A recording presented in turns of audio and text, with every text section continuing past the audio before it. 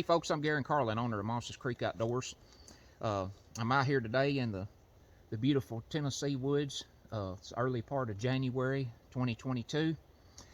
Between the hunting seasons, I'm going to be exploring some different spots that I've learned about throughout my life, and I'm going to be covering some different types of stories involving some of the past years and years of history.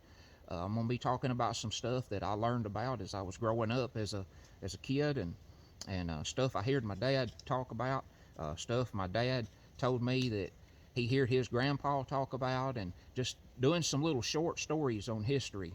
So what I'm going to do today, I'm going to show you an old site of an old grist mill.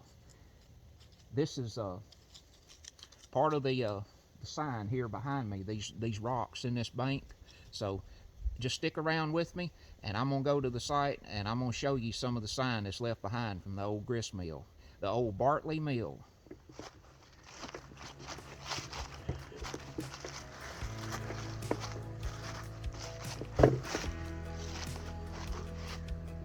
Look at that beech tree right there.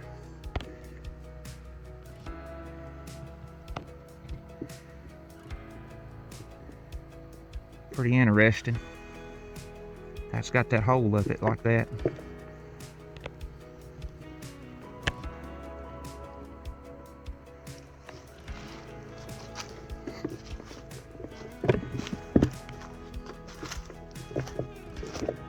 This is the old Bartley grist mill site.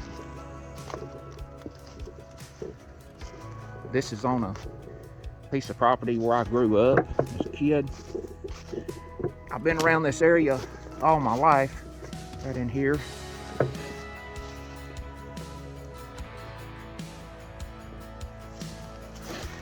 If you can see, this levee goes around back that way, and it loops back on that other side. This area, this boulder right here, this was always called the mill pond as I was growing up. This was some of the best fishing right here in this mill pond on the place when I was a young kid, versus the main creek and a bigger lake here on the place. I don't exactly know what use the grist mill workers had for the mill pond, because they didn't use the mill pond water to power the grist mill with. I'll show you and tell you more about that here in just a second. As this levee goes around, it gets higher and higher and higher around through here.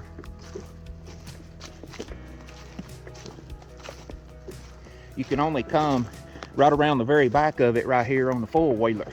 Many years ago, I think we used to come around this levee on the tractor, but not anymore.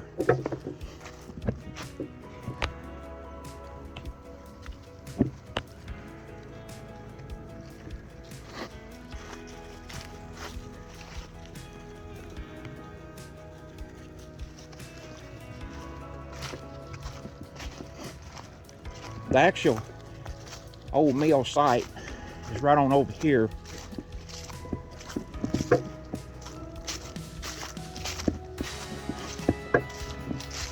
This mill was in operation during the early 20s.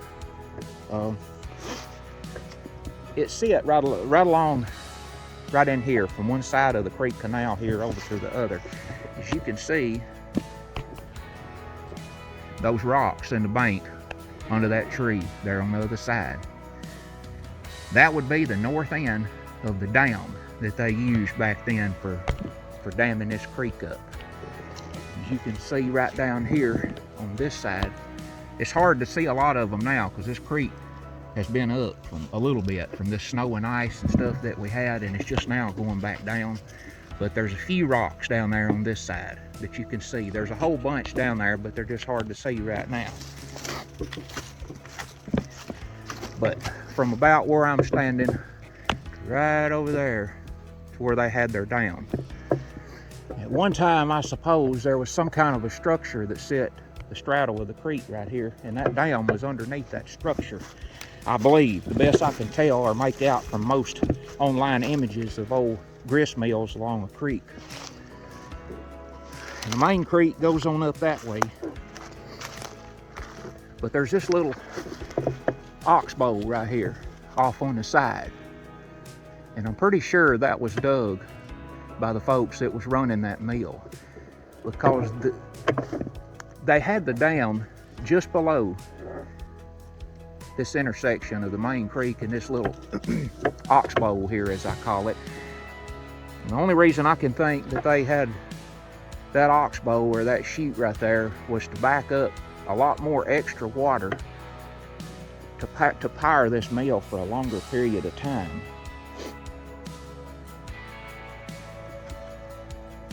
Everybody in the country used to bring their corn down here to have it ground in the mill, and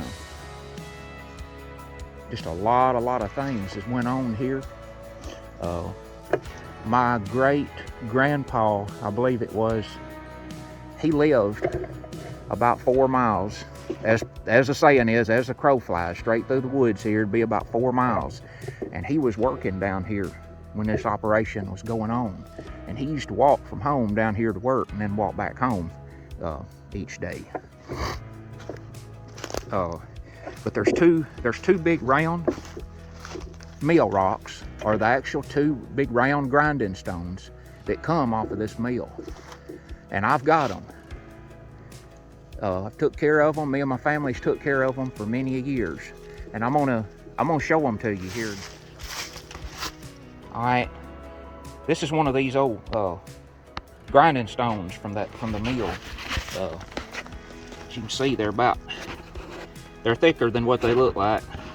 They're probably about 6 inches thick, maybe thicker, maybe 7 inches. But look at those marks in that stone. I got another one over here I'll show you in a second. These are the stones that came from the mill site that I'm talking about here on this video. Families took really good care of them for so many years, or they would probably be broken into pieces by now.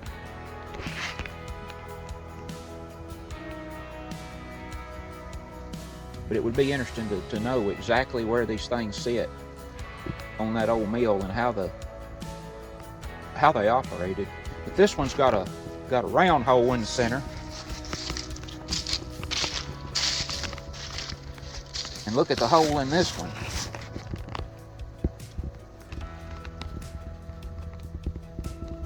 It's got a hole like that, like it may have, or probably most likely, dropped down over some type of spindle or something. I don't know.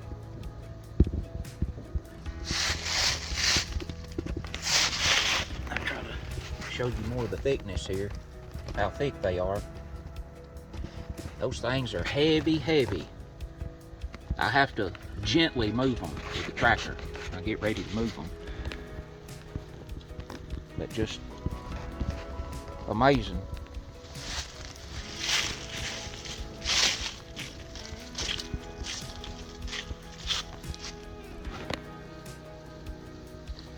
It's amazing to look at those markings and those things.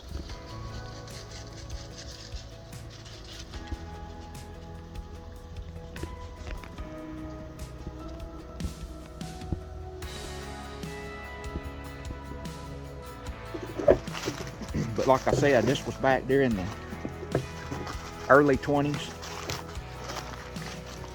And I'll tell you another little story here. This creek was canaled with a machine back, it was many years ago also. I've tried to research to see what year that took place, and I can't find out any information. I'll just tell you, it's been a long time ago. But some folks knows what a steam shovel is, and some folks don't. But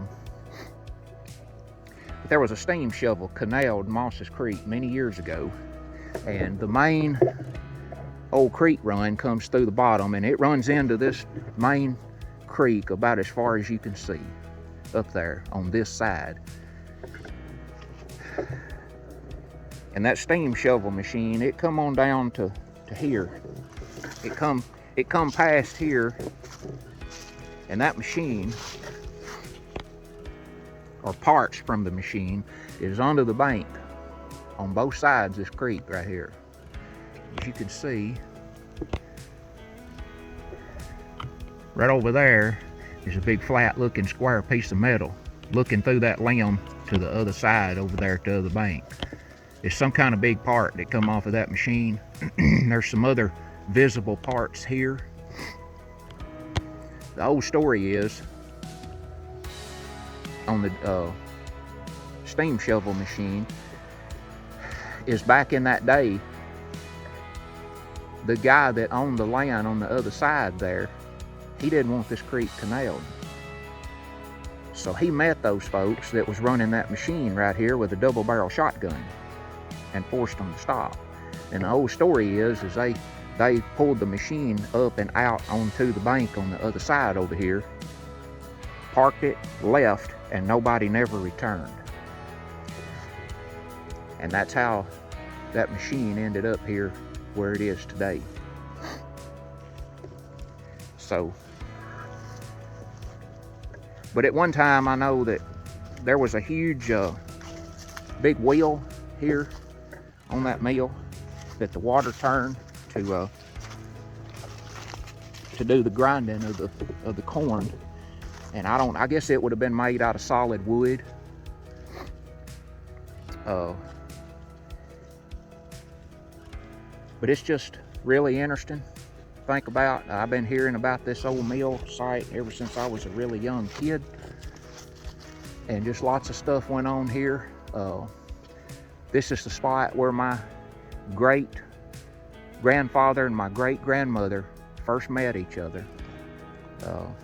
My great granddad, like I say, was working right here in this area, and my great grandmother, she come down, well, she lived about, I don't know, straight through the woods. It'd be a half a mile up here, and she come down to this site to bring some corn to be ground, and that's where they met for the first time. That was in the early 20s. But it's just a lot of history. I would like to research more on the Bartley mill. I think it was B-A-R-T-L-E-Y, the Bartley Grist mill, but there's no information to be found. I done been to the county courthouse and went in the county archives office, and they don't have anything. There's not anything on record. It was just back too many years ago. So,